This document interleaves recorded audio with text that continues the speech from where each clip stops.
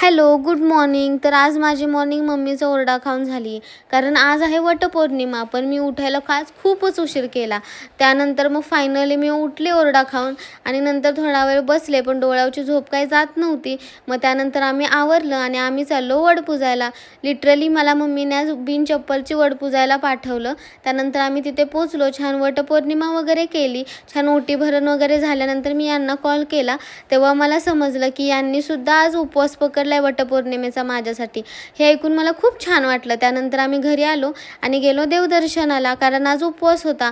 मग आम्ही देवदर्शन वगैरे केलं. तिथेच आम्हाला एक फणसाची बाग पण दिसली. त्याला खूप फणस होते, पण ते खूप उंच होते, त्यामुळे आम्हाला काही काढायला आलेच नाहीत. मग तिथेच आम्हाला समजलं की एक घरगुती पण विकतात फणस, म्हणून आम्ही लगेच तिथे गेलो आणि छान फणस घेतले 1-2-3. तिथेच एक बेकरी पण होती, तिथे आम्ही खायला वगैरे घेतलं आणि रिटर्न यायला लागलो. रिटर्न येताना आम्हाला 11 वाजले. एकदम थ्रिल मुवमेंट झाली आमच्या लाईफमधली. आम्ही खूप घाबरलो होतो, कारण आम्ही दोघीच होतो ना, त्यामुळे. फायनली आम्ही घरी आलो, आईस्क्रीम वगैरे खाल्ले आणि नम्रताचं आमच्या काहीतरी नेहमीप्रमाणे वेगळंच चालू होतं. त्यानंतर आम्ही झोपलो. Bye, good night.